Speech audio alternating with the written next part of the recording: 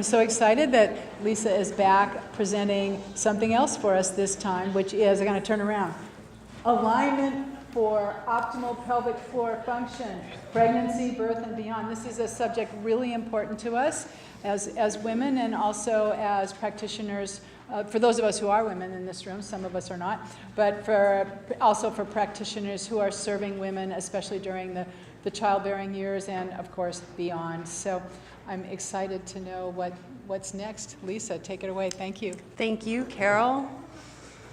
Well, I'm thrilled to have the opportunity to present here again, and I'm really excited to share with you a topic that I am really passionate about and that I think is really, really relevant to the work that we do with women and with babies.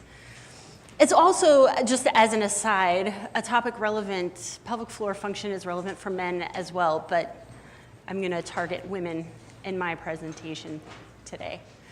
To give you an overview of kind of where we're going to be traveling during our time together, we're going to explore a little bit of the statistics and what the problem is that we are facing. And then we're going to look at 3 things that interfere with optimal pelvic floor function. And I'm also going to address the Kegels versus squats conundrum that some of you may be familiar with.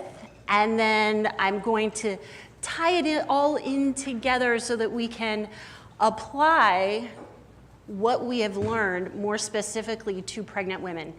And throughout my presentation, I'm going to be weaving in some personal experiential things because you need to not just have an intellectual experience of alignment theory and what movements are helpful and not helpful, but I also want you to have an in-body experience of it. So we're going to be feeding some of those things in, and we're going to kind of go with the flow. I'm hoping to do some demos as well. All right, I know you have just sat down. Before I take off, I want you to put your feet on the floor and just get yourself up out of your chair. And then go ahead and sit back down again. And this time, I want you to notice the process by which you get yourself up. I want you, in particular this time, to pay attention to how do you use your hands as you get yourself up out of your chair. So go ahead and stand up. And sit down. Corinne should have had more sushi for lunch. What did you notice? How many of you pushed down with your hands to get yourself up? Yeah, whether on your legs or your chair. Okay. Now this time when you stand up, before you stand up, I want you to kind of notice where your feet are on the floor. Are they tucked back under you? Are they more under your knees? Just kind of make a note of that. And also notice the width of them. Are they closer together? Are they farther apart? And now go ahead and stand. And go ahead and lower yourself down. What did you notice? I need a mic. Anybody want to share what they noticed? I need to see my chiropractor. Time out 1 second. You need to see your chiropractor, okay? Corinne ate too much sushi. My feet were a little behind. Okay, Melissa's feet were a little behind. Kind of, and my feet were more together. Okay, so feet were behind and together. How many people noticed that pattern? Feet together and behind. Okay, it's a common pattern. What gets tricky, and this is the thing with alignment, the key to alignment, the key to life, is awareness. And what we're going to be really cultivating today is an awareness of how you move and how you hold your body. And it's kind of like a fish becoming familiar with the water that it's swimming in. We don't pay attention. You know, the fish just swims in water. It doesn't really pay attention to it.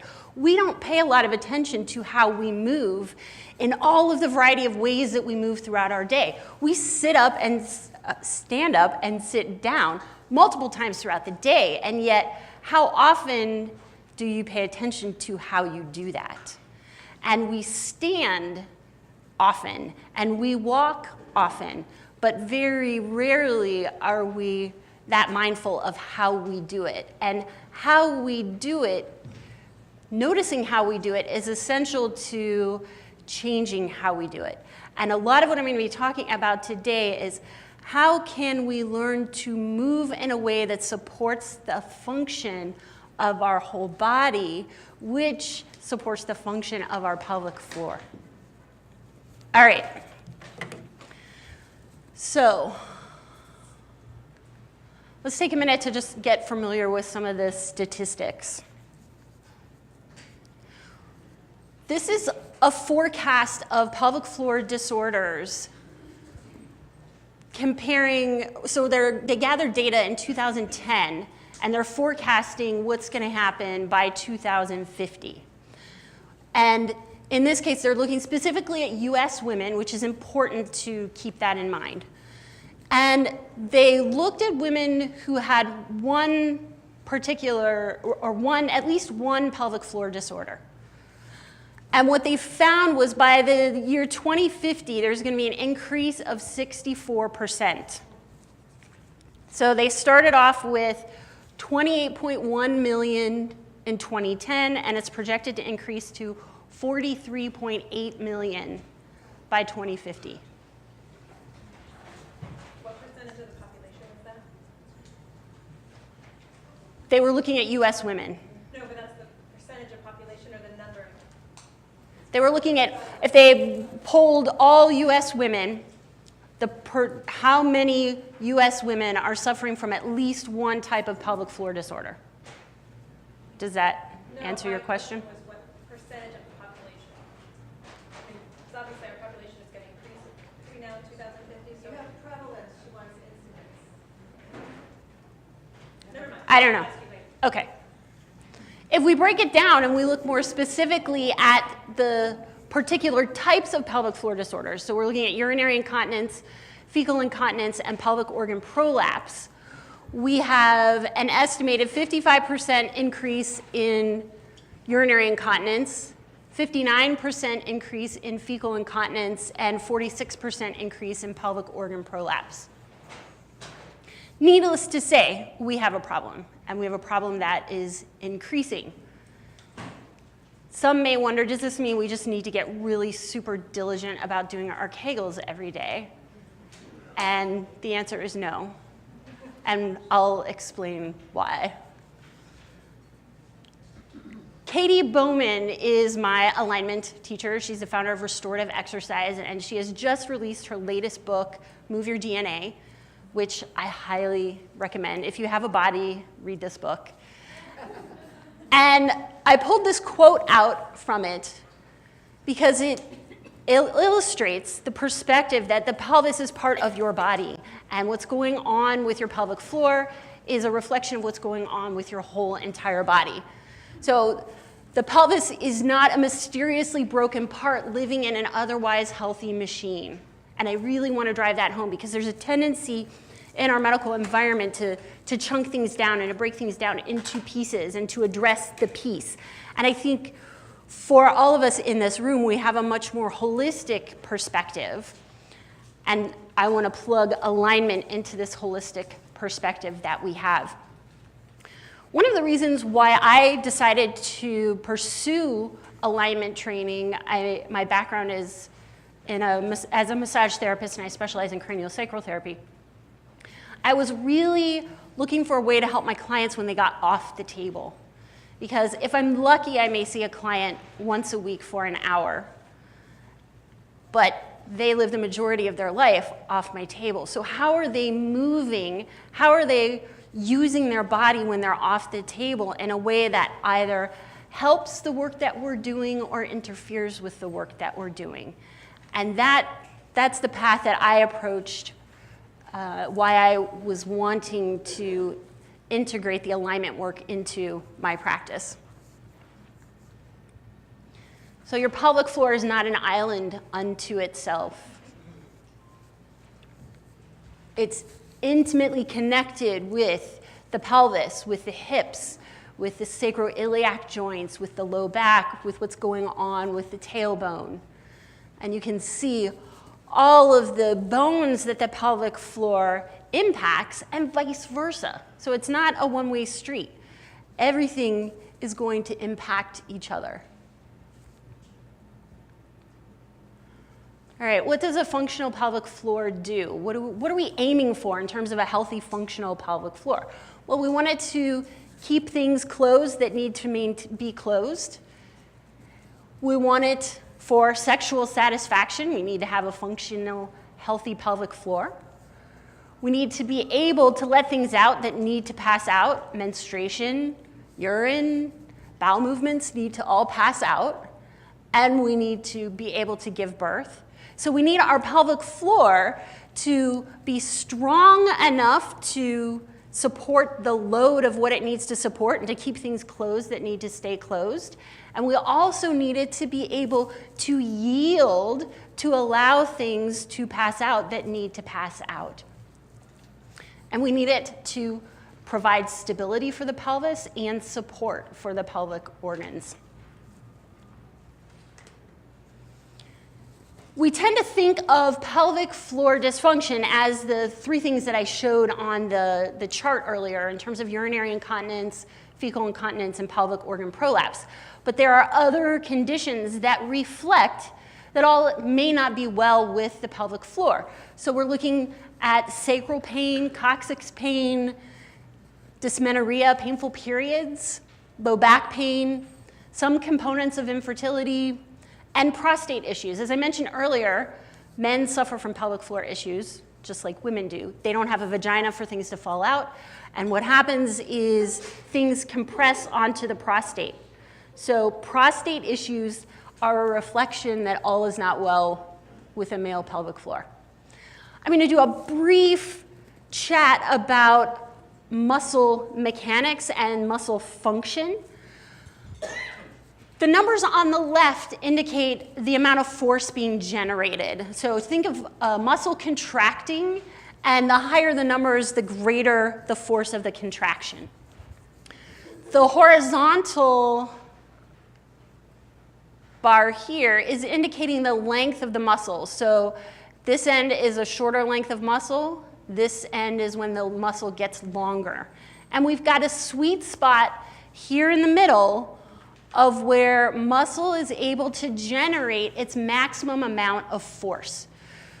So all of that, to bottom line it for you, what it means is your muscles generate the maximum amount of force when they're at a particular length.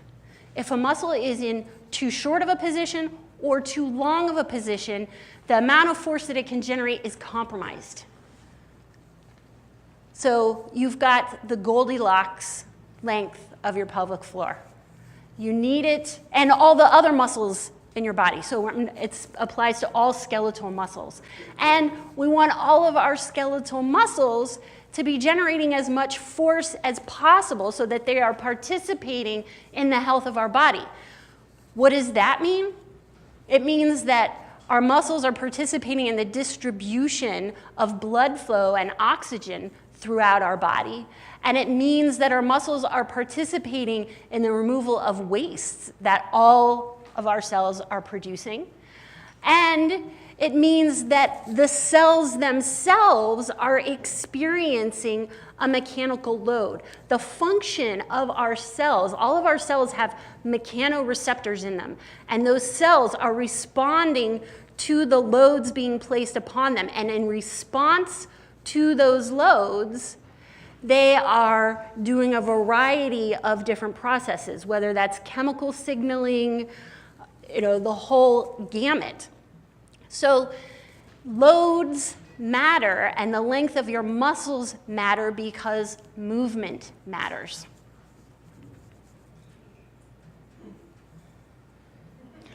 When I say the word alignment to you, what do you think of? What comes to mind?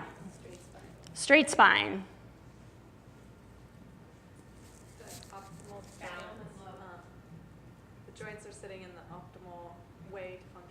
Joints are sitting in the optimal way to function.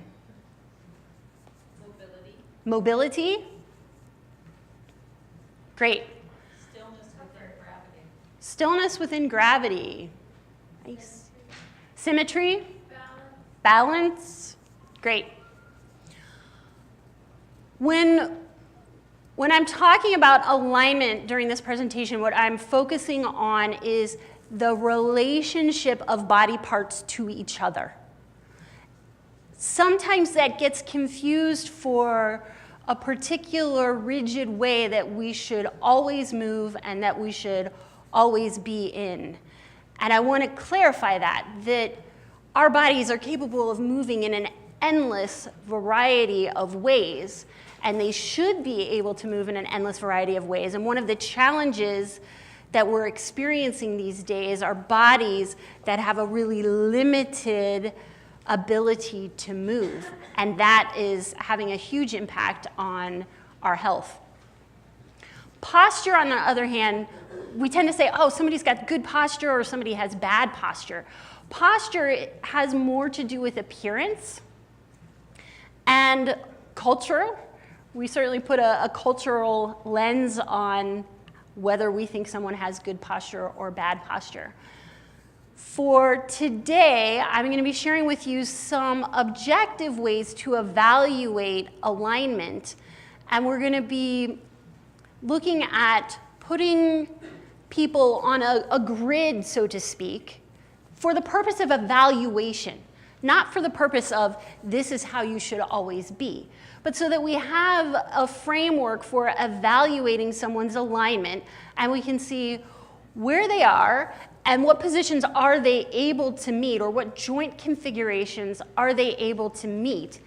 And if they're not, then what's the gap? And then we can start to address the gap, because the gap is interfering or decreasing the amount of movement that is available to that person through muscle tension patterns, through motor programs that need dusted off, and a variety of things. So let's dive into the first of three things that are roadblocks to pelvic floor function, that interfere with pelvic floor function. The first thing is what most of you are sitting in, the chair. And there are a few things. I don't know if any of you have seen some of the more recent research that's come out about increased quantities of sitting and the link with increased mortality and earlier mortality, I should say. We're all going to die at some point. And what they're finding, we tend to have this mentality that, oh, I might sit all day, but I go and I run for an hour when I get off work, or I go and I take yoga class, or I go to the gym. What they're finding is the quantity of sitting that we do each day is not counterbalanced, or the antidote to that is not to go exercise for an hour a day or an hour 3 times a week or a half an hour or whatever we do. That the impact of sitting is greater than what can be undone by activity in the quantities that we typically engage in activity. So there's a few things with sitting. Usually people think, oh, sitting's bad because I'm sedentary when I sit. And that's certainly a piece of it. Sitting doesn't require a whole lot of work on behalf of your muscles. You're really relying on the chair to support you.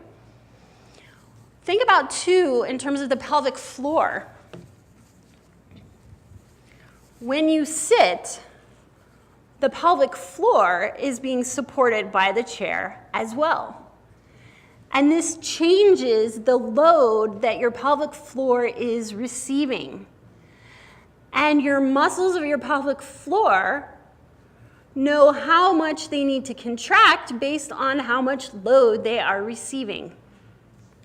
So the load that your pelvic floor receives when you're sitting is a lot different than it would receive. So if this is your pelvic floor, when I'm sitting, I've got something underneath it that's supporting it, that is changing the information that my pelvic floor is responding to, changing the load that it's responding to.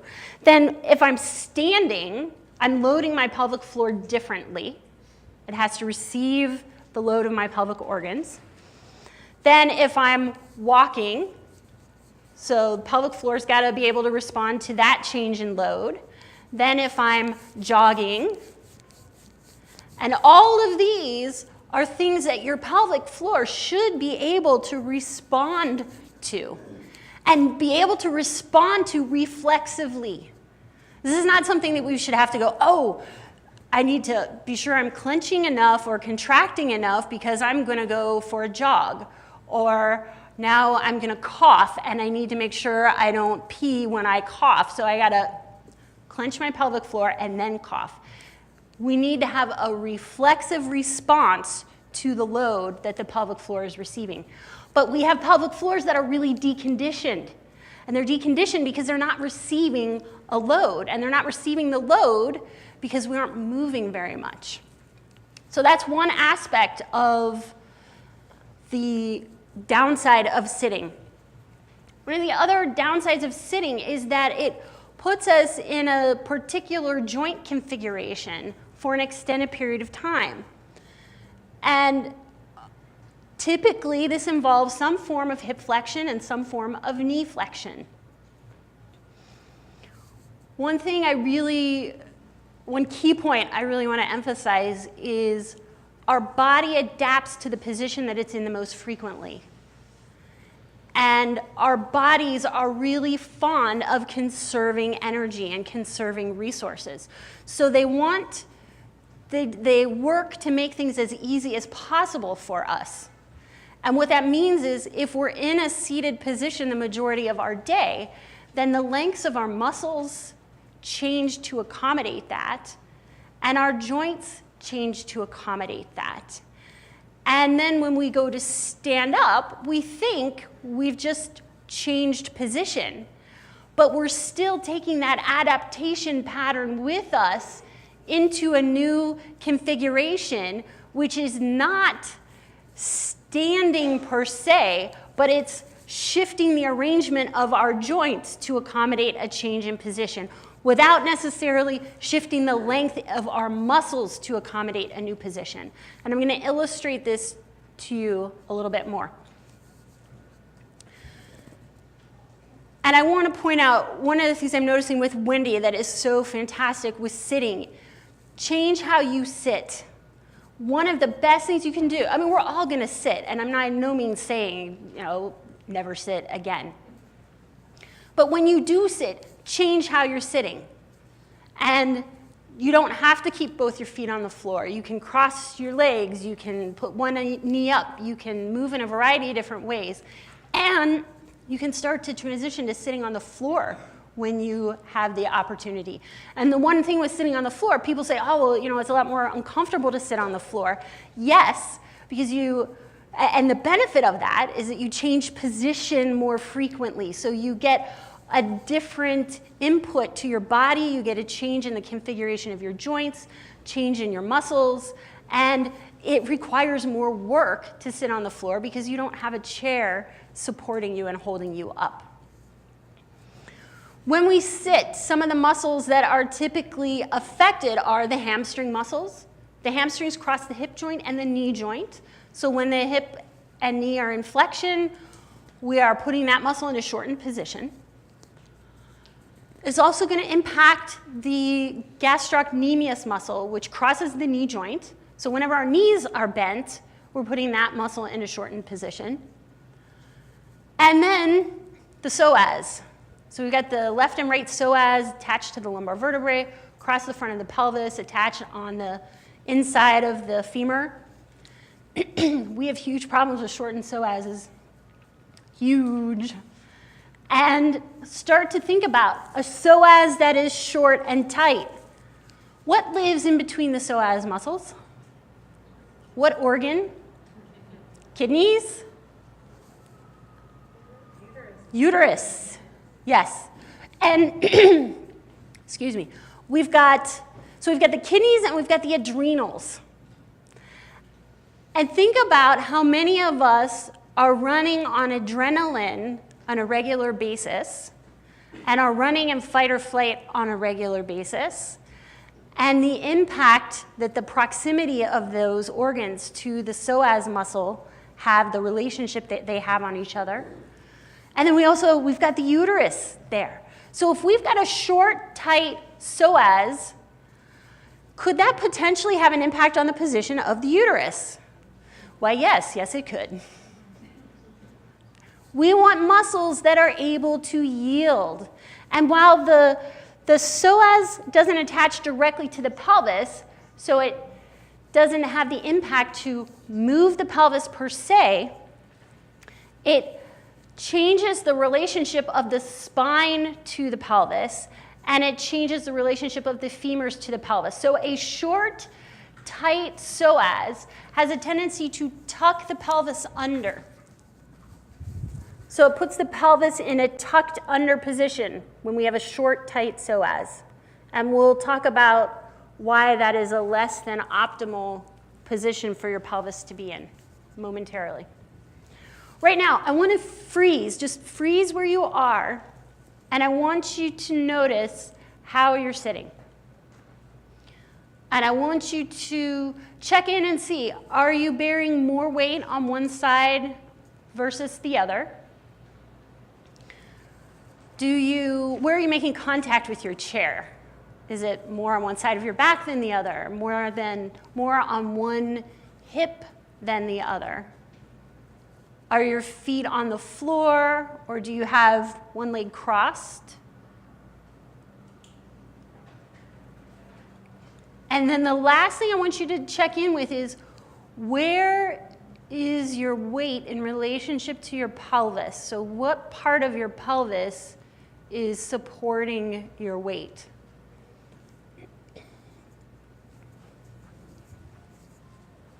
And notice, can you feel your sit bones, your ischial tuberosities?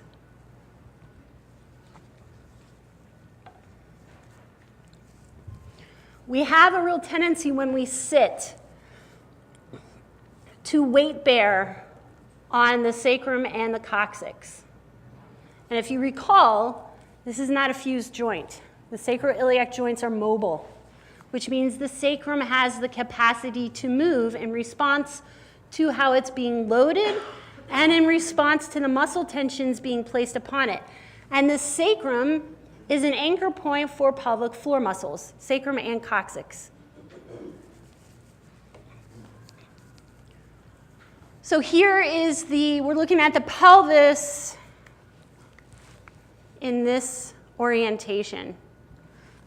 And you can just get a sense of the muscles run anterior posteriorly for the pelvic floor and also side to side laterally. The muscle tension pattern is going to influence the pelvis, the arrangement of the bony pelvis, and vice versa. How the pelvis is going to influence the pelvic floor muscles. And remember too, we've got all this hip musculature that attaches to the pelvis as well. So what's going on with that is going to influence the ilia and the sacrum and the pelvic floor. So if you noticed that you were sitting back on your sacrum, I would encourage you to shift and support your weight on your ischial tuberosities.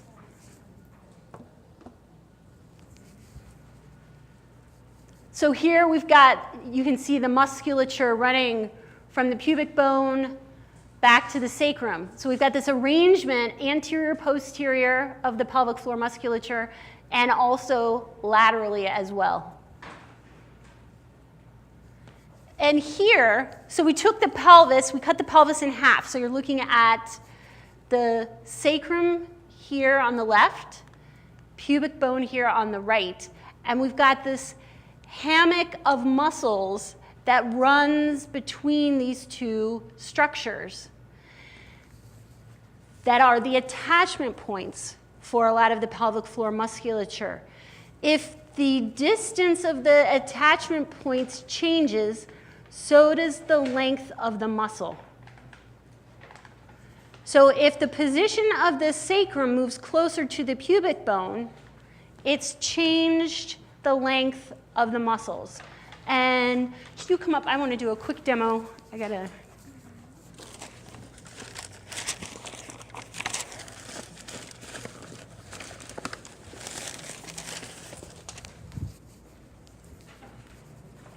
All right, so I'm going to have you hold the end of this like this. All right, so I'm the sacrum, and Malka is the pubic bone. And here we've got the pelvic floor musculature, okay? So you're going to stay stationary, and I'll be the one who moves. When we have sitting with a tucked pelvis, when we have standing with a tucked pelvis, we're moving the sacrum more into the pelvic bowl, or more anterior, thank you. And we've put slack in the musculature. Well, the body's not going to bother to expend the energy to maintain tissue that's not being used. We're not going to keep slack in tissue. So it's going to change the quantity and length of the sarcomeres that form the pelvic floor musculature. And then if I continue to do behaviors that load the sacrum and that shift the position of the sacrum over time, and I'm not talking today versus tomorrow, but I'm talking years and decades, we wind up with attachment points of the pelvic floor that are slightly closer to each other than would be optimal. And as a result, we've got pelvic floor musculature that is in a short, tight position. And not only that, but the mass of the muscle has changed. So it's not just that the muscles have shortened, but it's that the tissue itself has changed. Okay? Thank you.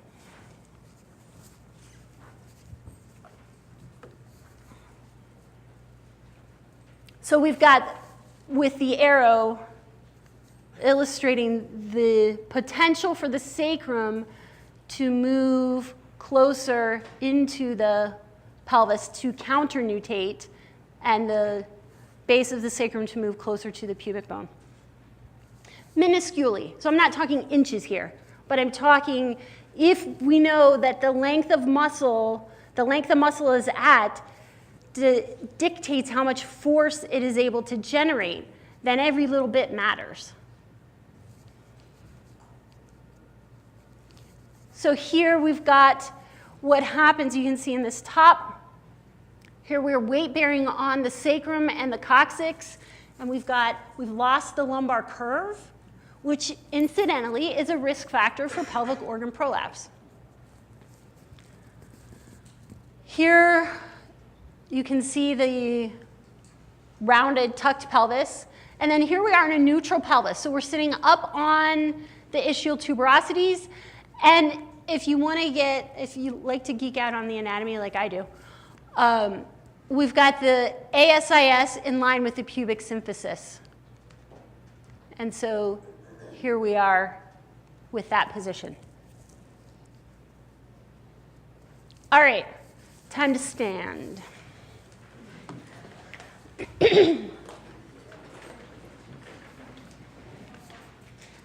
So I'm going to have you just march in place.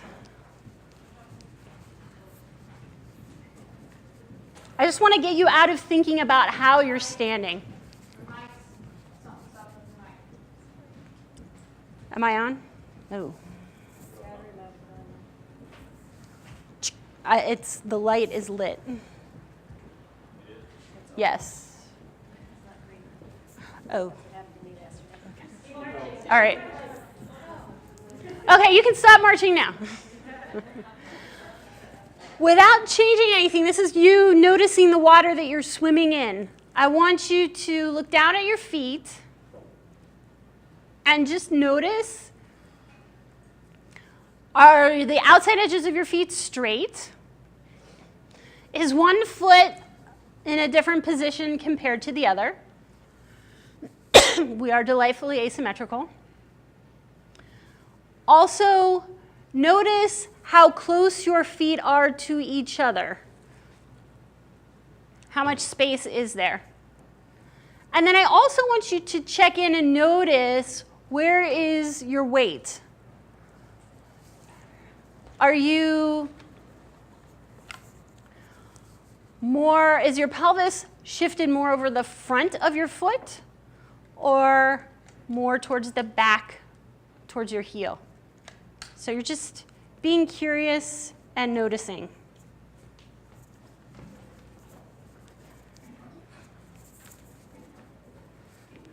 All right, so now I want you to straighten the outside edges of your feet. And if you have a book or something that allows you to really get specific about that, or honest about that, I should say, it's easy to lose perspective on what's a straight outside edge of the foot. How many of you feel incredibly knock-kneed right now? Yeah, okay. The reason why you feel incredibly knock-kneed is because you most likely have a habit of walking with some turnout, and your femurs and your shank or shin area have rotated to accommodate that turnout position. So that sensation of feeling knock-kneed lets you know there are some tension and adaptation patterns that have occurred to accommodate you walking in a more turned out position. Why do we want the straight out? Yeah? I just want to clarify, you mean the outside edges of the feet parallel to each other? Correct. Yes. Outside edges of the feet parallel to each other. All right. Why are we doing this? We're doing this because this is the plane of motion that the ankle is designed to move in. So the ankle moves in the sagittal plane forward and back, the ankle joint. When we turn out, we're asking the ankle joint to move side to side to accommodate a forward movement. When we're moving side to side, we're increasing the amount of friction and wear and tear on that joint. So it's moving in a way that it really wasn't designed to move on an ongoing, regular, day in, day out basis.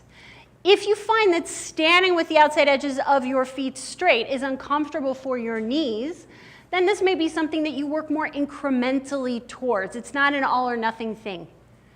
It's a working your way towards this position so that you can put your ankle joint in the plane of motion it's designed to work in, and so that you can put your muscles, you can orient your muscles in the way that they're designed to work. So the calf muscles are on the back side of your leg and not rotated, okay?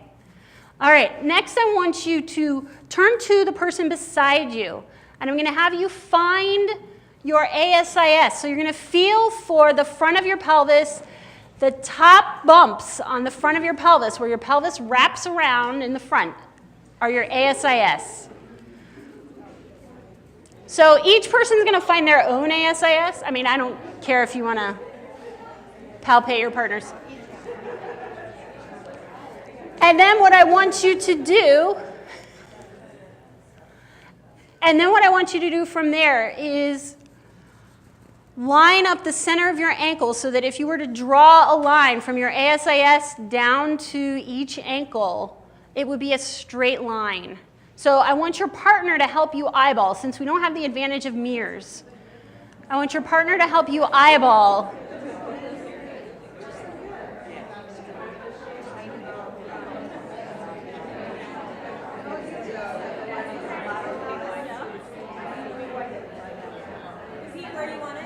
ASIS, center of the ankle joint.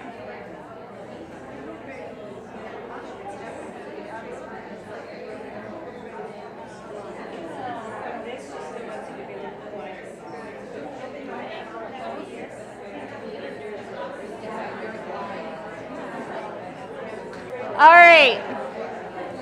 The next thing I want you to check in with is the side view. So I want you to notice, is your pelvis stacked over your ankles? And this works, you can get really honest with this if you have a plumb line. And a great makeshift plumb line is your phone charger. And so when you're at home, you can play with this. Find your greater trochanter, drop it down, and notice,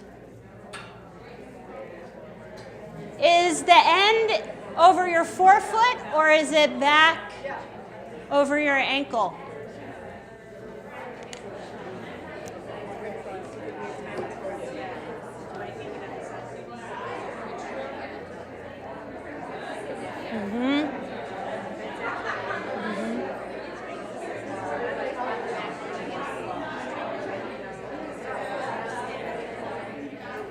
All right, so let's come back. Go ahead and have a seat.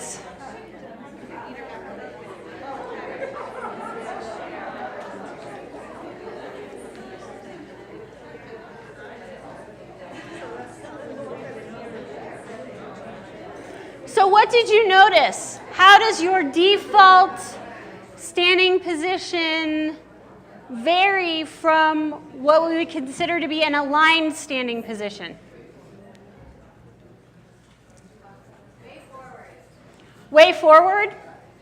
Yeah. Can you ask that question again? What did you notice in terms of how your default position compares to an aligned standing position? Depends on which side of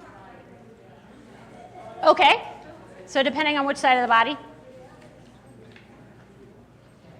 Do you want to elaborate? Well, both Noel and I found that when we drop the plumb line, because both of us have rotated pelvises, Yeah. our weight bearing is different on one side. versus Yes.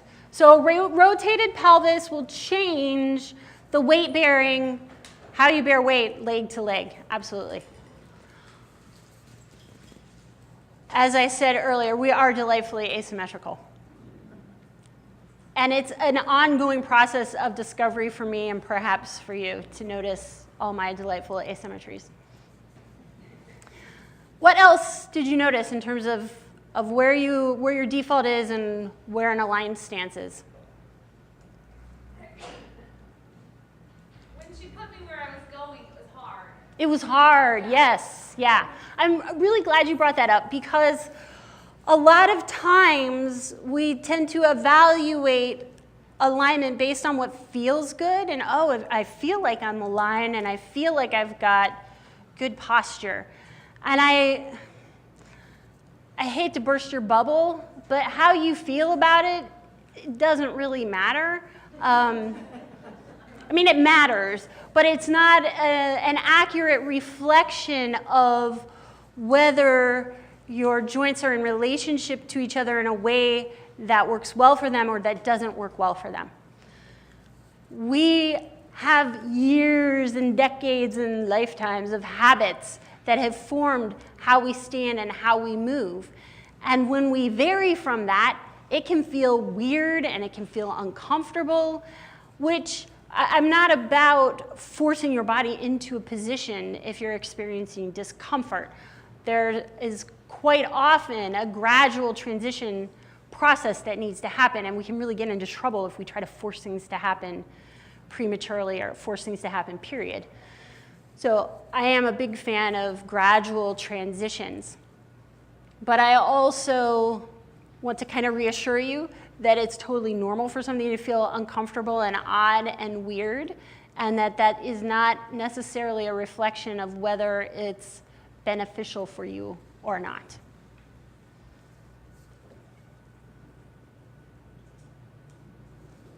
All right. Oh, those are cute.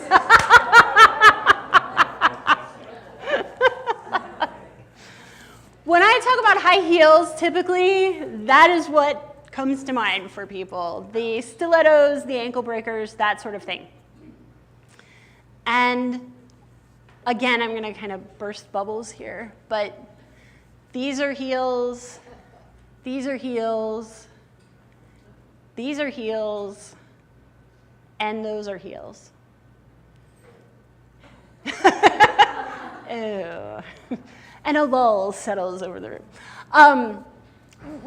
The definition that I am working from with heels is a positive heel is anything that elevates your heel higher than the ball of your foot. Okay? Why does that matter? Well, a couple things. Anytime the heel's in an elevated position, the calf muscles are in a shortened position. And I don't know if you've ever run into clients who will tell you, oh, I can't go barefoot. My feet hurt when I go barefoot.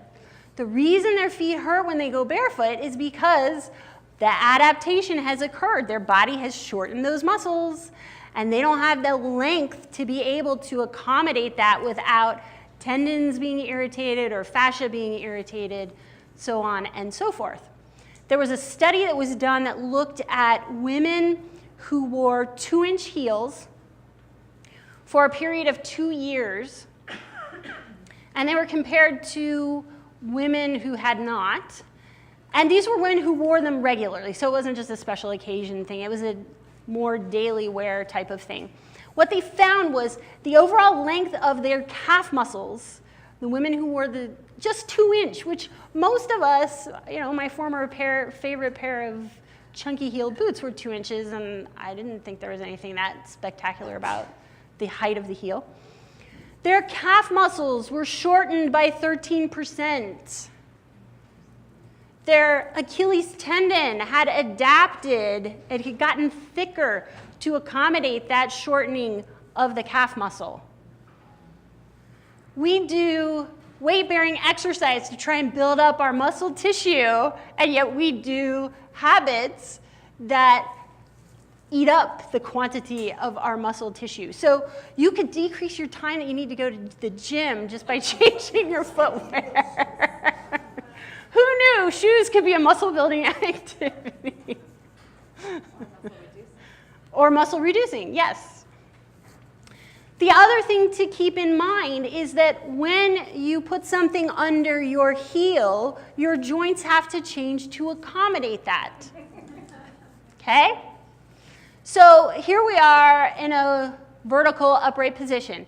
We put a 2-inch heel under, or 2-inch elevation under the heel, and we've got a forward bend or forward angle of 20 degrees. If we walked around like that, we'd face plant. So what happens is here on the right, you can see these little joint deformations that our body has to make in order to be able to accommodate the height of the heel without face planting. Each person's deformations are going to vary depending on their habits, their muscle tension patterns, their joint arrangements, their length of their bones, and so on and so forth. So there's not a static recipe that I can say 2-inch heels equals this, this, and this. But some common things are a bending of the knees, a shifting displacement of the weight over the front of the foot, compression in the low back area. Those are pretty common ways that people accommodate the position of heels. Now think about this. Standing with a bend in your knees automatically creates a little bit of flexion in the hip. So if we sit and we drive and we are on our computer, and then when we do stand, we're still taking hip flexion with us, our poor psoas muscles don't have a prayer, and then we're running in sympathetic all the time, and they really don't have a prayer. So getting out of those patterns is really important for restoring length to our muscles, because we can do stretches and we can do exercises, and those have value and are important.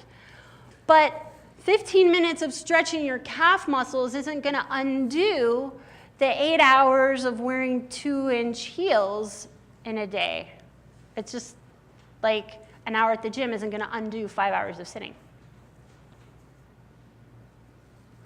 All right. So we've talked thus far about sitting and quantity of sitting and your quality of sitting and the impact that that has on your pelvic floor. And then we've talked about shoes and the impact of footwear. The other thing I want to tag on with footwear, our feet, each foot has 33 joints in it. 25% of our muscles and 25% of the bones of our whole body are in our feet. Our feet should have as much mobility, or are capable of as much mobility as our hands.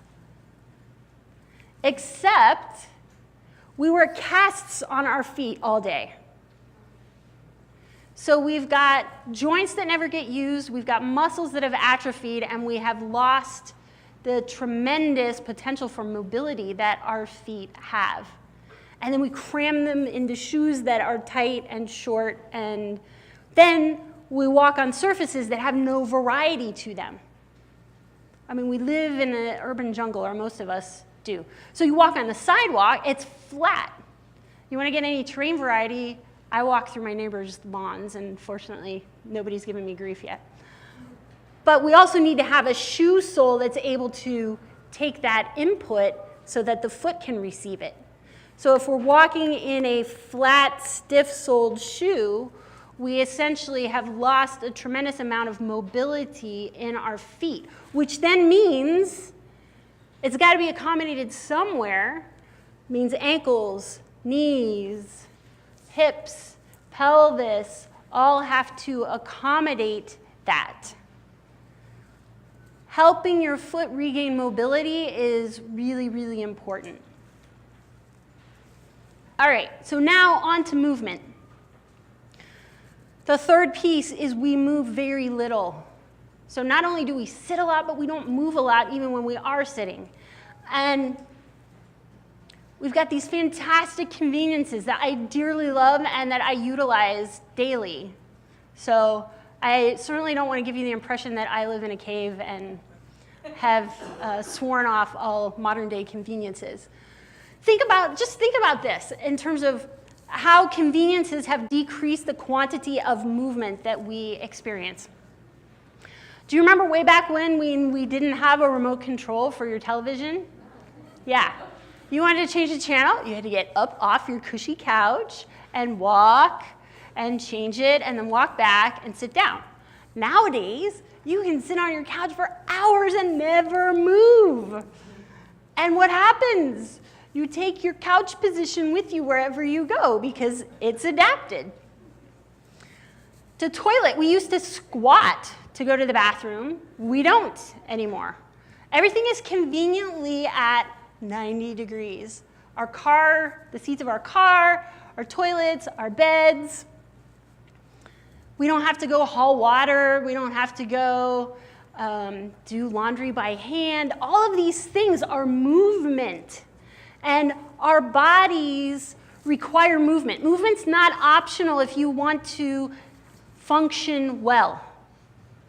And I mean, you can look at studies that they've done on paraplegics and bone density loss for a really glaring example of the impact of movement. But we also, culturally, we've settled for a super really low standard of health. We tend to look, and I see this day in and day out when my clients fill in their intake form. And they can have a laundry list this long of why they're coming to see me, and the point that the space on the form that asks them to rate their overall health is always good. I may have dislocated my jaw at Christmas time, but I am in good health. Or I may have a heart condition that requires medication, but I'm in good health. And I think, okay, we want to think positively, and granted, there's always going to be somebody in worse health. But we also don't have a lot of role models for really vibrant, vital health. We tend to think if we're not sick, we're healthy. And in Katy's book, Move Your DNA, she has a quiz where she asks you to look at some of your basic biological functions. Things like, are you on any medication for anything? Indicates that something in your body is compromised in its ability to function. Do you need assistance to do some of the normal biological processes that we should be able to do just to function? So, do you need to take a laxative in order to have a bowel movement?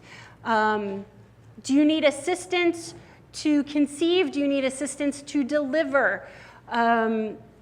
All of these things, we wouldn't necessarily, I needed assistance for both, and I wouldn't have rated myself as unhealthy. And yet, when you start to look at the mirror that our body has, the function of our body is a reflection of our health. And so it's a different way of approaching things. So movement matters, and conveniences decrease our quantity of movement. One of the things I encourage you to start exploring is how can you get more movement into your life, which often means how can you make things less convenient for yourself. So instead of driving around, and this was me, I don't know, maybe 2 years ago, max, driving around the parking lot, okay, where's the closest spot to the front of the store, and driving a little more, oh, there it is. And now there's plenty of spots way in the back of the parking lot, I'm here to tell you. So make that a little more convenient, you get a little more movement into your day. It's not major, but every little bit counts. If you think about movement as gold, and the more movement you can accumulate throughout your day, the more you are assisting the function of your body. We tend to think of nutrition when it comes to the body and the food that we take in and our diets and the supplements and the quality of our food, which is phenomenal and important. But we think very little about the quantity and quality of our movement and the impact that that has. We tend to think of it in terms of an exercise box. And did I get my 30 minutes of exercise today? Check. So now I can sit on my couch and watch TV for the rest of the evening, and I got that checked.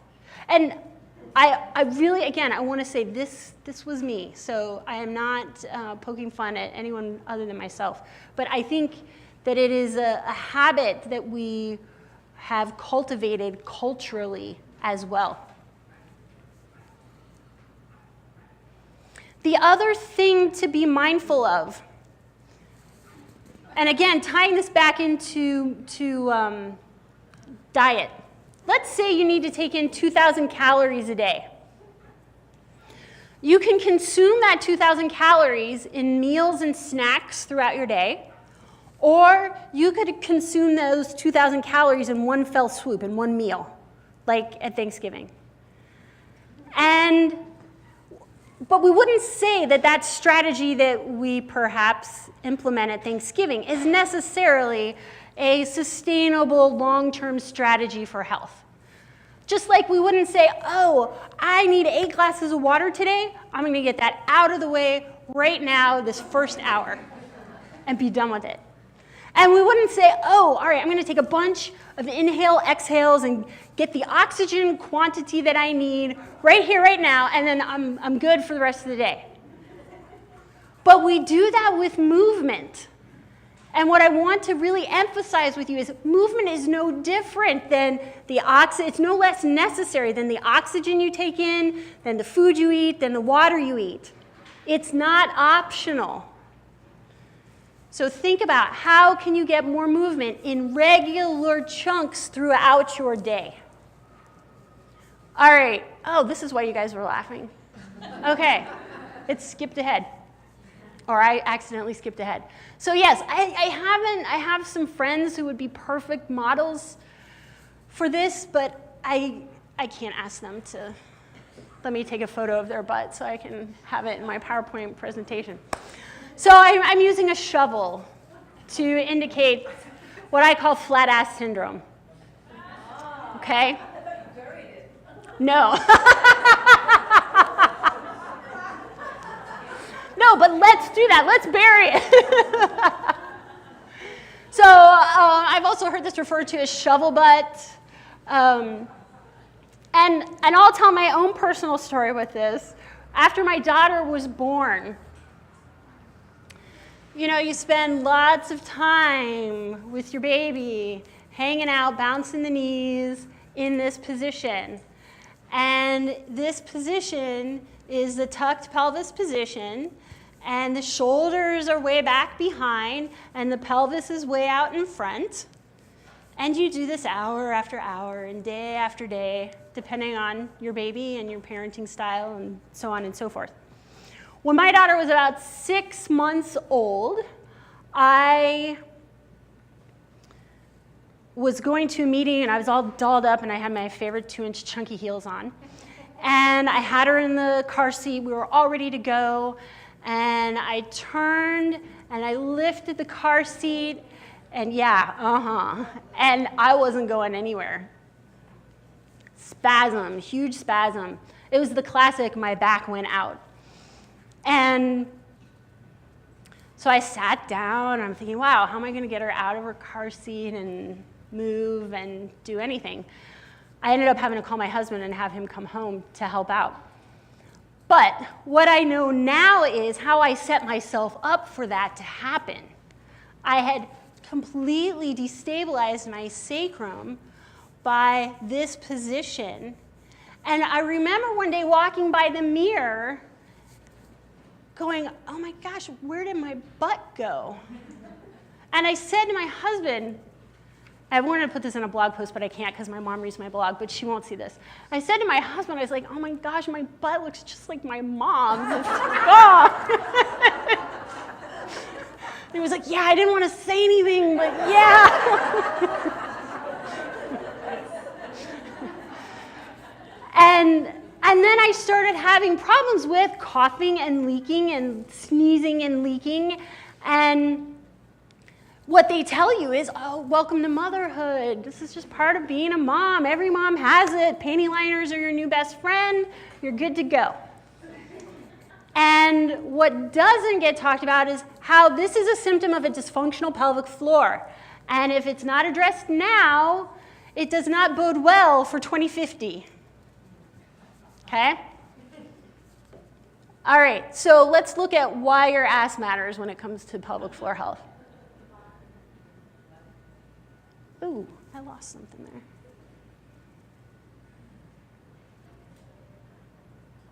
All right, we had a slide malfunction.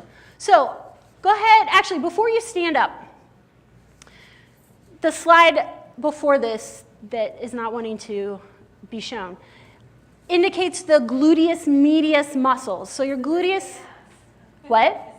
The gluteus max is more missing ass, but gluteus medius is certainly part of that. So we've got muscles on the outside of our hips, our lateral hip musculature. Gluteus medius, tensor fascia lata, and these help stabilize the pelvis. They also help position our pelvis in a way that we get use out of our gluteus maximus, which I'm going to show you in a minute. So ideally, we should be using our gluteus medius muscles with every step we take. If you noticed when we did the standing exercise that you had a habit of standing with your feet closer together, what happens in that position is you tend to have short, tight adductor muscles, and you tend to have increased length on your lateral hip musculature, which if we think back to the porridge picture and the graph, your length of your muscles is compromised to generate the amount of force that it needs to generate. And what tends to happen is, you know those really sexy runway walks that I'm going to try to fake here? So we've got the swish of the hips that goes side to side, and we've got, there you go. And we've got, it's kind of like walking the tightrope. Yeah, come here, come up, come up. You just volunteered yourself, my dear. I don't know if I can do it. The yielding in the model walk doesn't work.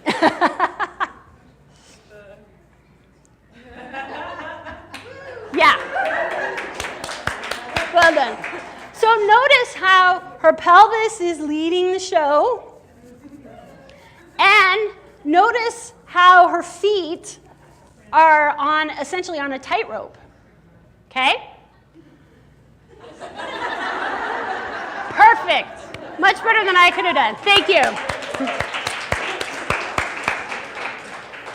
So what we have with that is a lack of use of the lateral hip musculature.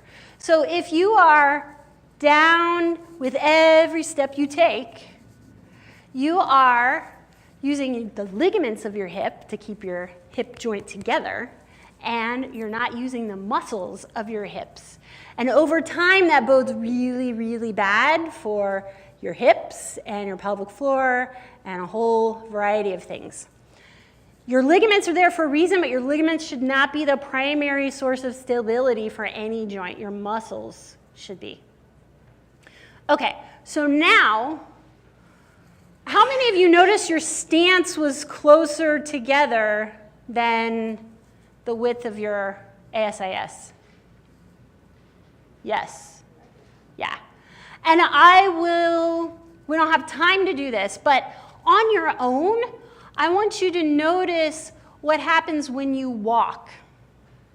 Ideally, when you walk, your feet should each be in their same, like if you think of train tracks, your feet, the width of your train tracks should match the width of your ASIS. And so when you walk, each foot should be on its own train track. But what tends to happen is we walk on a very narrow train track, which means, again, we're not utilizing these muscles they're not getting used. They're not generating force, and they're not stabilizing the pelvis. All right, so now, stand for me, please. From here, I want you to shift your weight to your right foot. And I'm going to have you push down with your right hip and down into your right hip and down into your heel. And in the result of that, you're going to float your left hip up and float your left leg off the floor without bending any knees in the process. So can you support the weight of your body on one foot? And go ahead and come back down. Before we do the second side, I want you to check in with where is your weight? Did your weight drift forward? And now go ahead and checking that your weight is back, stacked over your heels. Shift to your left side. Push down through the left hip, down through the left heel to float the right foot off the floor without bending the knee. Either knee. And just notice, how stable do you feel? How hard are you having to work? How many other muscles are you having to recruit to keep yourself upright? How's your jaw?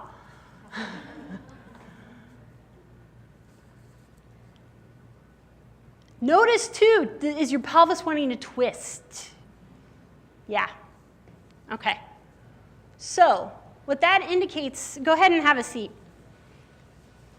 When we walk, this is the movement that we do with every step we take.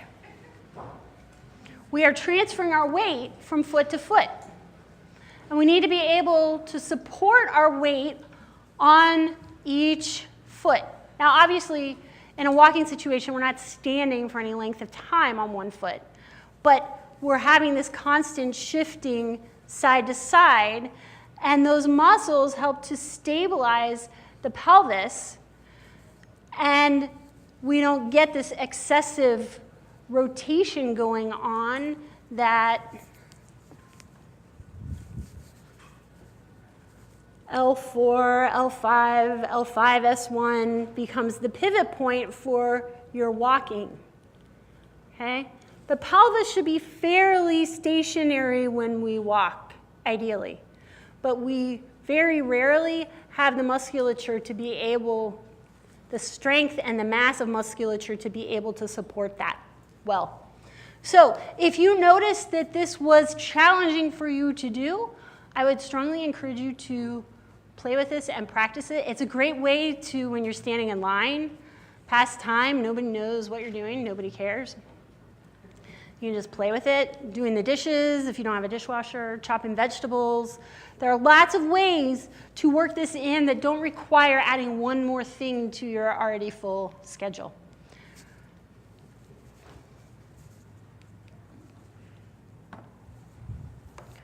All right, so then we've got the gluteus maximus muscle. Look at where the gluteus maximus attach. On the sacrum. So, if you remember from the demo with the scarf, when muscle, the one thing I needed to put in there that I'm going to put in there now. When muscle contracts, the attachment points move closer together. It's the nature of contraction. The attachment points of a muscle move closer to each other. Depending on what's going on in the other structures and joints will dictate what happens in response to that contraction or what moves in response to that contraction.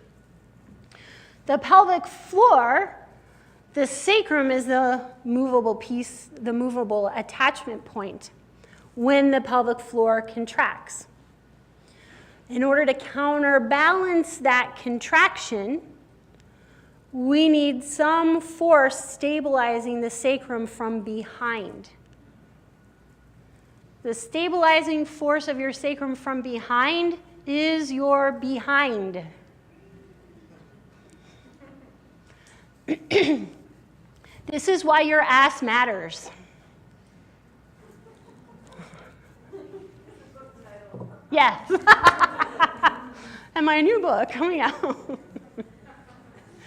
Now, before you decide, oh, this means I need to go and do this 500 times a day to get my glutes activated, it doesn't.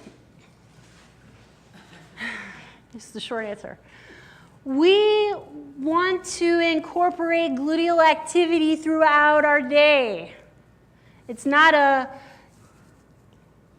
get it done, mark that, check that box, and be done the rest of the day. This is movement that you should be doing throughout your day that activates your glutes. What movement might you be regularly doing throughout your day, no gym required, that has the potential to use your glutes? Walking, stairs. Sorry? Standing. Biking, squatting. I wouldn't say everything, but more than we probably think, yes. Sex. Woo-hoo! So, but think about this. If you're standing like this, with your pelvis shoved forward and your pelvis tucked under, you've got a tight ass. And tight, as we know, tight is short, and short means decreased force generation. Okay? So we want to untuck the pelvis so that we have access to the glutes, access to the hamstrings, and in order to really utilize the glutes during walking, we have to be able to extend at the hip joint.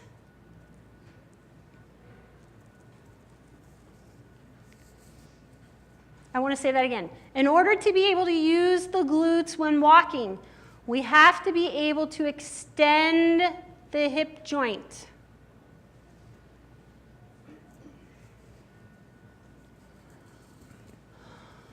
Malka.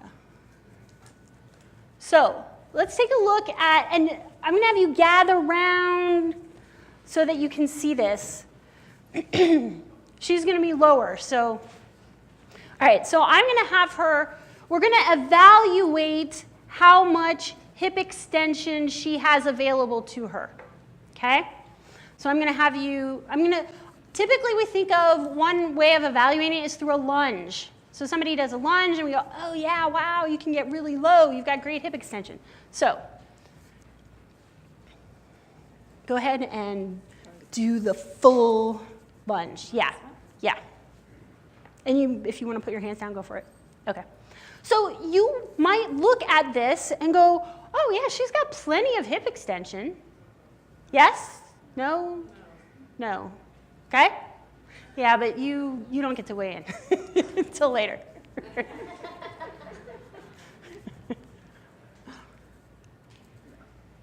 Her leg is behind her? Yeah? But that hip, the right hip is behind the left hip. Okay, so square your hips up for me. Just so that your ASIS are, yeah, so you're not twisting. Yeah. Okay, so that decreased, yes. So now let's evaluate this even further, because if you notice, as she's lunging forward, her pelvis is tilting forward. Her leg is not really moving back behind her. Her pelvis is tilting, okay? So now I'm going to have her maintain some alignment markers of a neutral pelvis. So for the purposes of my definition of neutral pelvis is going to be the ASIS in the same vertical plane as the pubic symphysis. Yep. So you'll check pubic symphysis and ASIS. Yeah. So back yourself up. How do I do that from here? Move back. No, sorry. Move your pelvis back. There you go. Yeah. So we're untilting the pelvis at this point. So now check the pubic symphysis and of one hand on the ASIS and one on the pubic symphysis. There you go. All right. So now, without changing the arrangement of that, how much can you bring your pelvis forward, leaving your leg behind without changing, without tilting in the process? Yeah. Okay? So, and ideally, we should have approximately, yeah, it's hard on this floor. Ideally, we should have approximately 30 degrees of hip extension. I haven't met everybody in this world by any means, but I haven't met anybody with that amount of hip extension. 30 degrees, sorry. Could you say what you said about the Gluteus Maximus? Yeah. What was that? Please repeat questions. Yes. So the question was, can I talk again about hip extension and the gluteus maximus muscle? So the glutes attach on the pelvis and on the femur. So when the glutes contract, they have the potential to move the leg into hip extension. So when we walk, if we're walking, and all walking is not created equal, number one. So if we want to engage the glutes when we walk, we have to have a phase of hip extension as part of our gait. And which means two things. We have to have the capacity for hip extension, so we have to have enough length in the muscles to accommodate hip extension. And we have to have the motor program for walking in a way that requires hip extension. And most of us walk in a way that is initiated by hip flexion. So when we walk, the knee bends, the hip bends, and we fall forward onto our forward leg.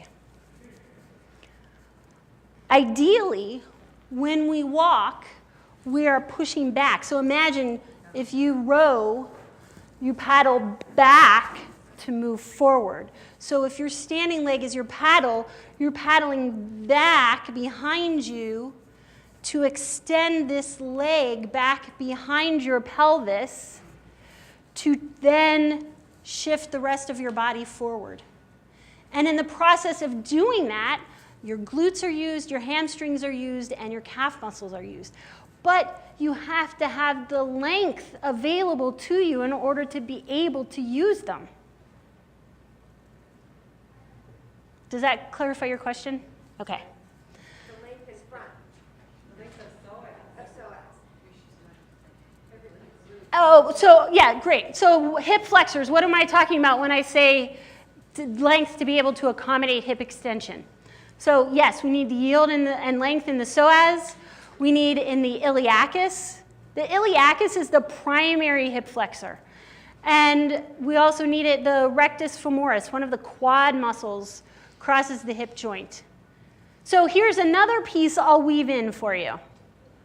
Go ahead and stand up for me. And I want you to notice, can you lift and lower your kneecaps?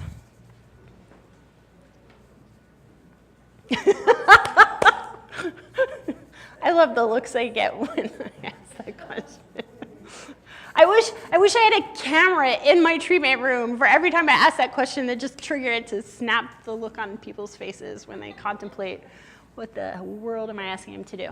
Okay, so for those of you who are looking like, what in the world are you talking about? Your kneecaps have the ability to lift up as your quads contract, and they have the ability to lower down as your quads relax. If you are unable to elevate your kneecaps, that means they're already elevated, which indicates you have a habit of holding tension in your quads. If your knees are bent, you won't be able to do this because bent knees requires engagement of the quads. If you straighten your knees, you have the opportunity to be able to relax your quads and drop your kneecaps. Part of it is it's a motor program. So if you're not able to do it, it's a process of reconnecting that pathway in your brain. And it's also a process of learning to not hold tension unnecessarily in areas of your body. So what happens a lot of times is our quads become a default source of destabilization because we lack it here in the hips musculature. Become a source of stabilization to make up for lack of stabilization in the pelvis. So, and a prime example of this is when you did the pelvic list, ideally you should be able to do that with your weight back over your heel and with your kneecap. You should be able to lift and lower your kneecap. If you're not able to do that, that means you're relying on your quads to stabilize you and to make up for lack of strength in your lateral hips. Okay? So what I'm wanting to point out to you here are little pieces that are indicative of habits and patterns that you have going on that are impacting the function of your body, that are impacting the function of your pelvic floor. Okay? All right, you may be seated. Yes? Yeah. You talked a lot about a pelvis that is anteriorly with the sacrum Tucked. You haven't made any mention of the opposite direction Yeah. and how that destabilizes. Will you get Sure. to that? Yeah, I'll address it right now. It's a great lead-in. So why am I fussy about the position of the pelvis?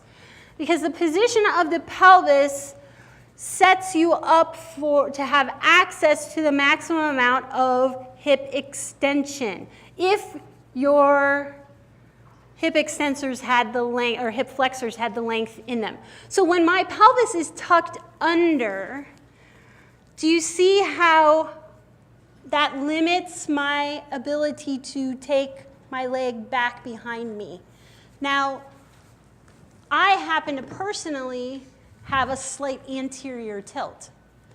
And that also decreases the available hip extension that I have to me. So tucked or anteriorly tilted, you're still compromised in the amount of hip extension that's available to you. Does that? Yes, Okay. I'm just wondering what your view is of the pelvic floor. So when you're tucked under, it's shortening and contracting the pelvic floor muscles. But when you're an anterior tilt, it's elongating, weakening. So anterior tilt, you still aren't having access to the glutes that are stabilizing the sacrum, that are stabilizing the length of the pelvic floor. So either way, you're compromising the length of the pelvic floor. And a shortened. Right. Right. As the pubic symphysis and everything is going backwards in an Not even so much because of that in an anterior tilt, but just because the pelvic floor musculature, by virtue of where they attach, when they contract, the attachment points are moving closer to each other. So if I don't have anything stabilizing the movement of the sacrum on the backside, then inevitably things are going to move closer to each other. Okay? All right. Okay, so let's get into the squats versus Kegels. What have you guys heard? How many of you heard you should toss your Kegels, toss your 200 Kegels and do 200 squats a day instead? Or some variation? All right. So, you know, we think of squats are these really wholesome, whole body food that we, nutrient dense movement that we can incorporate throughout our day. And Kegels, not so much. Those are stale peeps that a friend of mine, peeps, little marshmallow peeps. I was trying to find Twinkies, but none of my friends apparently eat Twinkies, and it just didn't happen. So these are peeps, in case you can't identify them. All right, so let's look a little bit more at Kegels. Oh, yes. Okay.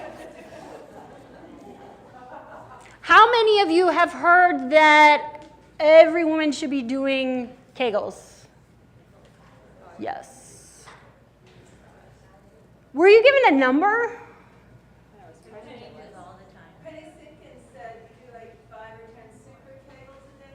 Okay, 5 or 10 super Kegels. All right. Yes, we have Kegels and we have super Kegels, and Dr. Oz has a super Kegel version, and so there's a lot that's out there. But we just know we should be doing Kegels. I have no idea. So you can ask her after. I'm sure she will be happy to clarify. So here are some things to keep in mind when you're evaluating whether or not Kegels are right for you, because that's bottom line. Number one, has anybody evaluated your pelvic floor? Because we tend to think, oh, you're having pelvic floor symptoms. It means that your pelvic floor is weak. In order to change that, we have to strengthen the pelvic floor. So we're going to do a bunch of bicep curls for your pelvic floor, aka Kegels. But what did you learn today about what does a muscle, in order for a muscle to generate optimal force, what needs to happen? Optimal length. So a weak pelvic floor doesn't mean it's like this loosey-goosey waving around in the wind pelvic floor. It means it's not generating enough force. It's not responding appropriately to the load that's being placed upon it. Now, part of the equation could be the load that's being placed upon it is excessive. So if you're bearing down a lot, that can be an excessive load being placed upon the pelvic floor regularly. So we need to evaluate Kegels from a more discerning perspective. What is the current state of your pelvic floor? Is it really something that needs to contract more, Or is it something that needs to lengthen more? Also, when we're looking at Kegels, Kegels address one particular piece of the puzzle. And hopefully by now you've seen the whole body is a piece of the pelvic floor puzzle. So not only may somebody not need to create more contraction in their pelvic floor, it's also not approaching it from the big picture perspective, which is a really key piece of the puzzle. Also, when we look at the research of Kegels, and there's a lot out there, you have to really evaluate the study, not just the abstract. One abstract that I read concluded that pelvic floor exercises were beneficial for urinary incontinence, but when I actually read the full study, one group did pelvic floor exercises with glute exercises, with leg strengthening exercises, with relaxation meditation, and the other group did not. I forget if they were maybe just given a flyer. And yet the conclusion was pelvic floor exercises were helpful for urinary incontinence. No, pelvic floor exercises plus glute plus leg strength plus relaxation had some benefit, but you didn't isolate the variable. So we have to be really careful when we look at research and the conclusion that research is drawing. Now let's talk about squats. Basic definition of a squat, or the definition I'm going to put on a squat, is flexion of the knee and flexion of the hip, which means you're sitting, you're in some form of a squat position. Okay? Before we jump to let's replace our 200 Kegels with 200 squats, we need to look at, are you even ready to squat? Because if you've gone 40 years since your last squat, chances are you doing 200 squats a day is not going to be a good idea at all. We have squatting facets in our ankle joint that we lose if we don't squat. And it's fascinating to watch how much little kids squat. And everything that's down on the floor, that's what they do. And I'm watching my daughter, who's now 5, and she's now going through this transition where the quantity of squatting that she's doing naturally has decreased dramatically. So we also need to be able to squat in a way that doesn't compromise the pelvic floor. So if you don't have the leg strength to be able to lower down into a squat and push up out of a squat without bearing down and valsalvaing, you shouldn't be doing a squat. And the vast majority of people need a lot of prep work in order to be able to squat in a way that is really maximizing the use of the glutes and of the hamstrings. So really quickly, if you're not in a chair, if you can get it, this is the only time I'm going to tell you to sit in a chair. So if you can get yourself into a chair, and I'm going to have you I want your feet to be slightly more than pelvis width apart. I'm going to have you straight outside edge of your feet. And I'm going to ask you to have your shins stacked vertically. So that means your ankles should be directly below your knees. And now, without using your hands to push down, I want you to stand up. And I want you to lower down. This time when you stand up, I want you to be mindful of not allowing your knees to drift forward in front of your ankles. So you're going to maintain the vertical shin when you stand up.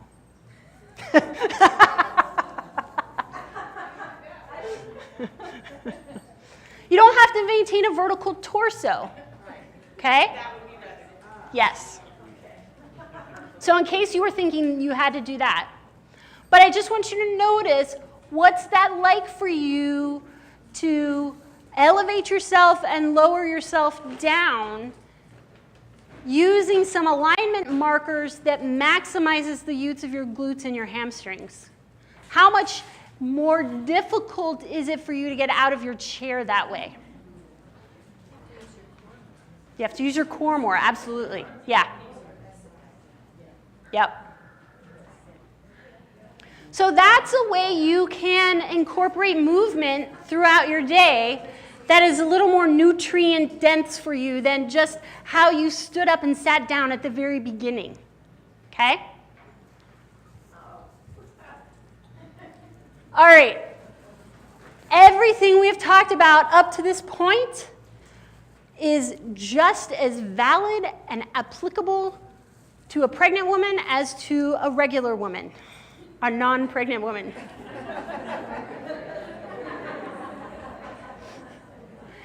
And what I really want to drive home is your alignment when you're not pregnant sets up your alignment when you are pregnant, sets up your alignment and muscle tension patterns for when you give birth, sets up your life after birth. So where do you start? Now. So let's look. This is my friend Suzanne, and we were together in June, and I said, Suzanne, I need some pregnant lady photos. So she kindly posed. So here we've got, if you look at this photo on the left, it's a pretty typical alignment for a pregnant woman. So let's evaluate this. So if you notice, we've got so the pelvis is shifted forward over the front. She's got some turnout going in her feet.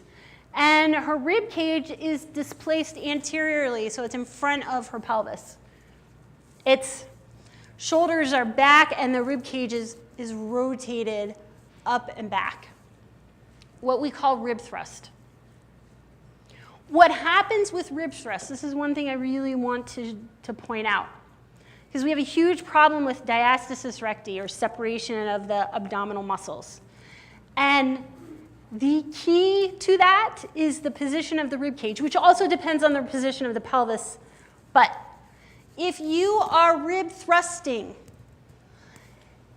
and your pelvis is out here, you are changing the tension in the abdominal muscles, which attach to the rib cage and attach to the pelvis. And when you have an increased load from behind the abdominal wall with the growing uterus and the growing pregnancy, you are exceeding the capacity that these muscles have to yield. And something's got to give. And it's the linea alba. Okay? So if we can help women pregnant women back their pelvis up over their heels, drop the ribs down, which is very counterintuitive, they will develop the mass on their backside in response to the growing load. There's nothing about pregnancy that says you have to stand like this. But this is pregnancy layered on top of our pre-existing weaknesses. If we can correct that, ideally prior to pregnancy, but during pregnancy, if we can correct that, we then have a response of the muscle mass increasing to offset the mass that's increasing in the front. Okay? And we set ourselves up for a much more comfortable pregnancy. The other thing to be mindful of with this position and the ribs back, the uterus is a container for the baby. The woman's body is the container for the uterus. The alignment and position of the woman's body is going to influence the position of the uterus. So if we are here, we've got the uterus being more prone to tipping and the cervix being more prone to going posterior. And then what happens when it becomes time to deliver? We've got a problem. We've got a problem with the relationship of the head and the cervix and all of those really critical, important things that need to happen in order for things to progress. And 1 second. And this is going to influence the position of the baby inside the uterus. Yes? Can I repeat the order? Starting with the uterus? Okay, so the uterus is the container for the baby. And the woman's body is the container for the uterus. And the alignment of the woman's body is going to impact the position of the uterus.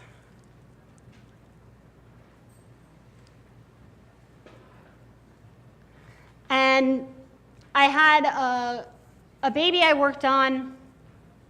The mom pushed for 10 hours and ended up being a home birth transfer, ended up vacuum extraction. And the midwife contacted me after the birth to talk with me about what might be of help to the baby. And one of the comments the midwife made was that she had never seen such a strong pelvic floor. Which is not exactly, I would have said tight, not strong. But as we talked about earlier, things need to contract and things need to yield. And if they aren't able to yield, we've got big, big problems. This woman had been a cyclist for 15 years. So we have a bike seat and we have a pelvic floor needing to respond to the body being loaded on a bicycle seat. And she had been doing Pilates recently, and that particular person she was doing Pilates with was emphasizing the sucking up and in of the abdomen and the pelvic floor. And it ended up, I'm sure it was no one thing. It never is any one thing. But the combination was a recipe for disaster, to say the least. Somebody had a question? Oh, thanks. All right, I would like to I'd like you to help me understand how, like, looking at the picture, she looks happy and relaxed on the left, and she looks like she's trying really hard to force herself, and like, look at her facial expression to get straight. And when I think of my own ribs and when I was pregnant, I see, like, abstractly what you're saying, but I'm a petite woman, I had a big baby, and the reality of actually bringing my ribs in line with my ASIS doesn't match my experience. So, or what I see in that photo. So I was wondering if you could just explain a little bit more, like the weight forward, the largeness of the belly, how she could do that without injuring herself or being uncomfortable, or you know what I mean? Well, let me just say, for starters, how comfortable is this? Well, none of it's comfortable. Yeah. Yeah. You do the best you can. So you illustrated beautifully the filter that we see things through. So one of the things she said was, on the left, she looks relaxed and comfortable. And on the right, she looks like she's forcing things. I mean, part of this was it's a photo, and so we're fiddling with that. But she is much more comfortable in terms of aches and pains and how her body feels like that than she is like this. This is her third pregnancy. This is her first pregnancy since she's been studying alignment, and it's been her most comfortable, pain-free pregnancy. Keep in mind, when we are in this position with the ribs, we are shortening everything through here. And we are causing the contents, we're displacing the contents anteriorly. Obviously, they have to do that to some extent. But when we drop the ribs, we're getting length through here, which is part of this whole container that's accommodating the uterus. I totally get that. But I also, like, the length of space between my ASIS and my lower ribs is longer when I'm forward, which happens, Yes. than when I pull it back. Right, yes. Like, you have a big baby, how do you then shorten what is already a compromised space by doing that. Maybe this is just me, but I'm just It's thinking not more practical. it's not just you, because we tend to think, oh, this is giving me more space, but it's decreasing space, okay? So you're changing the arrangement of the space. You're not actually creating more space, you're changing the arrangement of the structures. So if you were to drop this down, the uterus is going to be supported differently, and the amount that it's going to shift anteriorly will change. Okay? I know it's tough to grasp. It's one of those things where it's easier to grasp. Yeah. Well, I think this is a great example of where like the stakes are high. We can't be addressing this when a woman is pregnant. Yes. We need to help convince her that it is not her plight to be in pain because she's a woman way before conception and get this alignment issue taken care of. And so we are on the front end of this, and sometimes we're helping people manage and getting through their pregnancies with as little pain as possible. And then I refer people to Lisa all the time for additional work to try to help put things back together so then the next pregnancy is much better. Mm-hmm. This is a hard one to get, our heads around, but like I said, the stakes are high. Yeah. We gotta move on this earlier. Yeah. And the time to address this is not at 38 weeks pregnant when all of a sudden the pelvis is all wonky and extreme pain. Question, did you have a question, Wendy? Or did you want to add in? Yeah. Comment. So one of the things that I noticed on the photo on the left is that there is no bounciness in any of the joints. There's no resilience, there's no potential movement. She's propping, or that's a, anyway, but she's just hanging in her, what you said before, she's hanging in her ligaments and her muscles are not, they're not awake. And on the other side, yes, you might see her kind of thinking about what she's doing, but she could move at any moment, and the joints aren't jammed. Mm-hmm. Yeah. In the back, far back.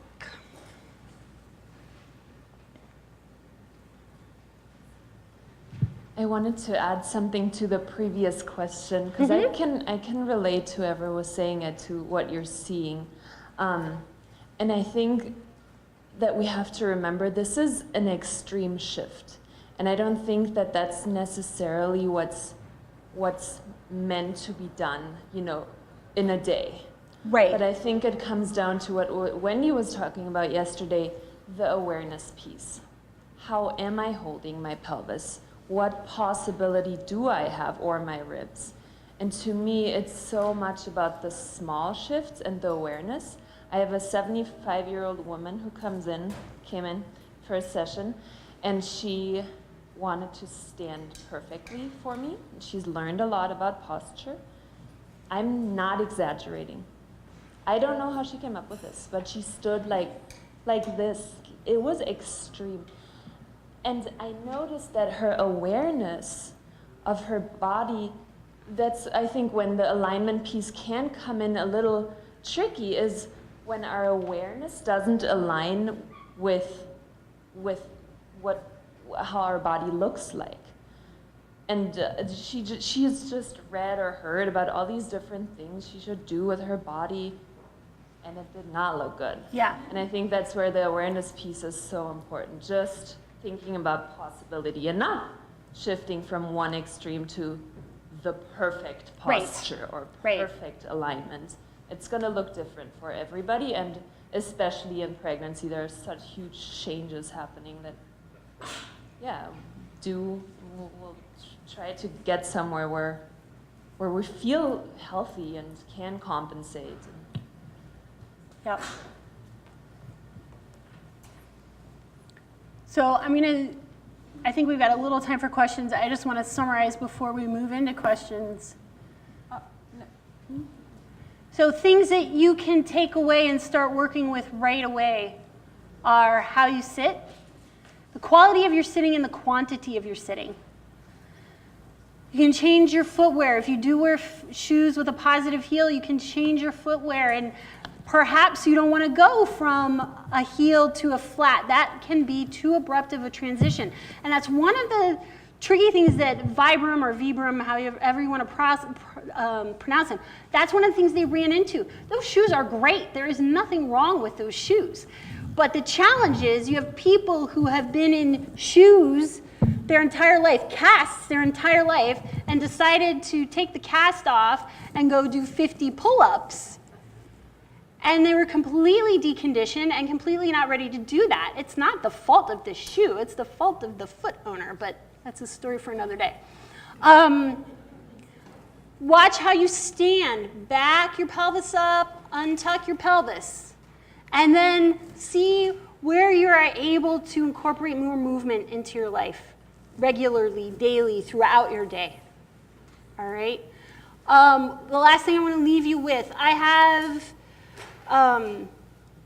if you are interested in, I blog on alignment. If you would like to join that conversation, I've got an email list up here. You're welcome to join. I also wanted to let you know I've got an online course, a pelvic floor online course that starts Saturday. I've got a few seats left in that if you or someone you know would be interested. It's a real in-depth application of alignment to pelvic floor dysfunction.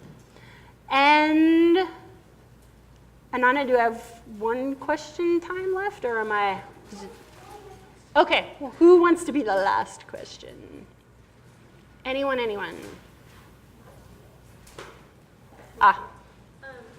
Can you wait for the microphone 1 second? If you do have to sit for long periods of time during the day, is an exercise ball an improvement? An exercise ball, really anything that changes your joint position is going to be an improvement. So an exercise ball is going to change that.